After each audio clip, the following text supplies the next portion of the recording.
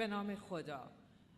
ضمن سلام و تشکر از همه حاضرین و به خصوص کنگره که به من افتخار دادن و من اینجا دعوت کردن و از همه زحمتاشون میخوام تشکر کنم. از همه هموطنان خیلی عزیزم پوزش میخوام که به خاطر روان نبودن فارسی علمی مجبورم این پیپرم رو به انگلیسی عنوان کنم. امیدوارم که منو ببخشید. Good morning, everyone. Yesterday we heard a lot about various acts of terrorism and terrorist groups. And undeniably, Al-Qaeda, Daesh, MKO, and what have you, they're notorious. And their actions have caused pain and mayhem and instability across the globe, and especially Iran. But today I would like to speak and address unidentified terrorism, terrorism that has been sanctioned, terrorism that has been licensed, and that is sanctions. There are well over 100, scholars have in fact identified well over 100 definitions for terrorism. And there's no uniform definition, but they all encompass and agree on a general description of what terrorism is. And it's thought to be a method of violence in which civilians are targeted with the objective of forcing a perceived enemy into submission by creating fear, demoralization, and political friction in the population under attack. The 1937 League of Nations... sorry. To interruption. Sure. Because we have a system of translation, and the main person coming for the translation here, just wait for a minute. Oh, thank God. Thank you. In 1937, the League of Nations Convention defined terrorism as all criminal acts directed against a state and intended or calculated to create a state of terror in the minds of particular persons or groups of persons or the general public.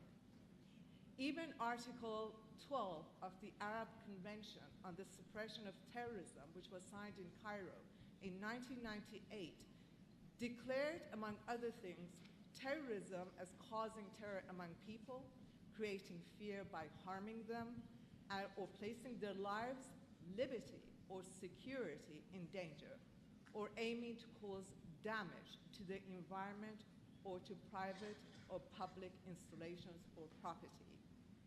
And if I might just add one more, Mr. Translator.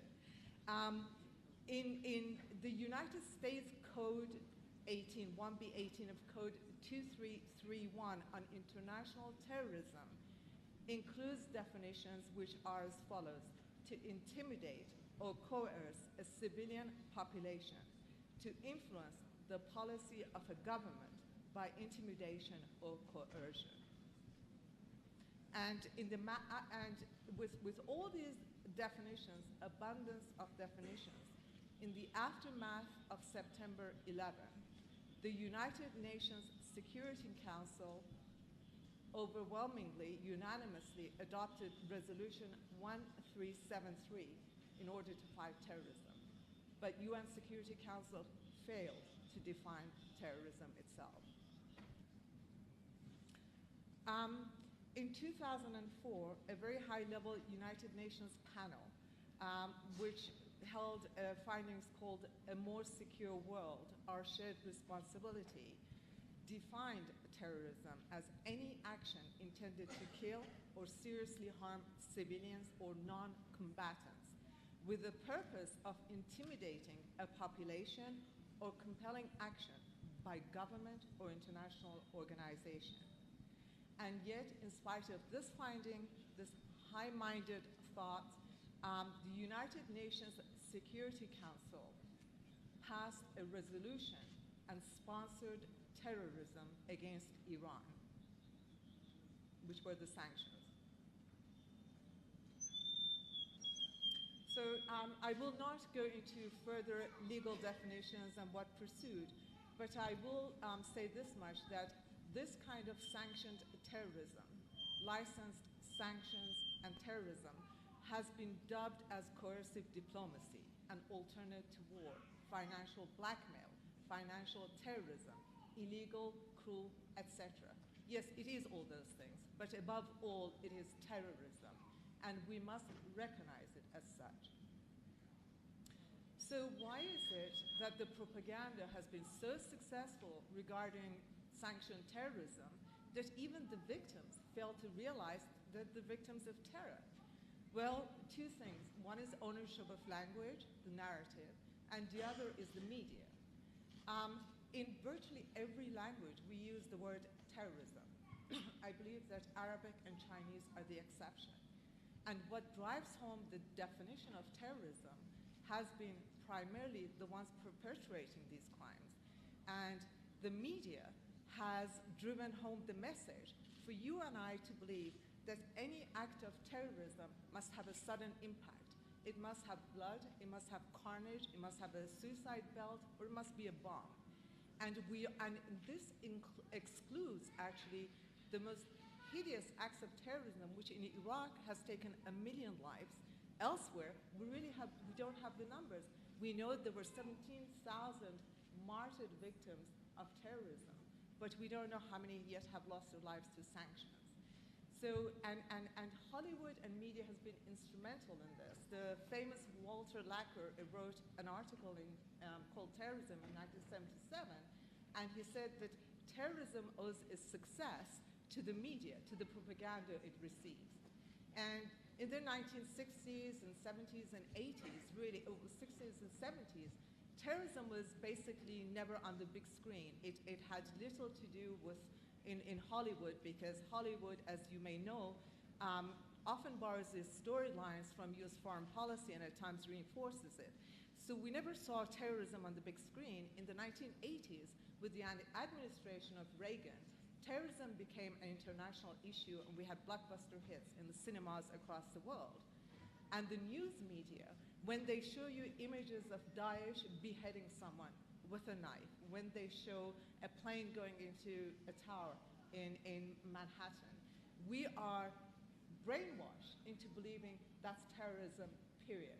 But there has been no movie made of the slow, deliberate, methodical killing and endangering the lives of whole nations by way of sanctioned terrorism.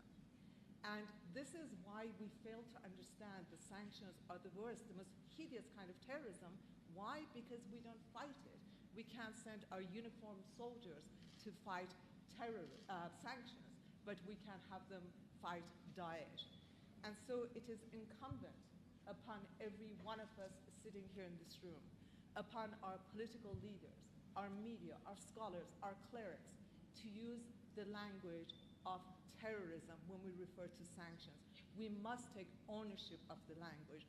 We can't allow the Western media to continue to make believe that they are engaged in diplomacy, when in fact they're terrorizing us.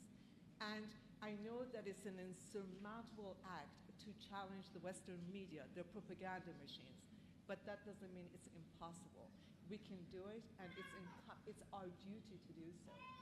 And in closing, I'm so terribly sorry I got carried away. And in closing, I would like to say that I submitted this paper to the 17,000 martyred victims of terrorism. But I would very much like to dedicate it to the 80 million Iranians who are victims of terrorism, and also in honor and in memory of all those who have lost their lives for security as a result of United Nations sanctioned terrorism.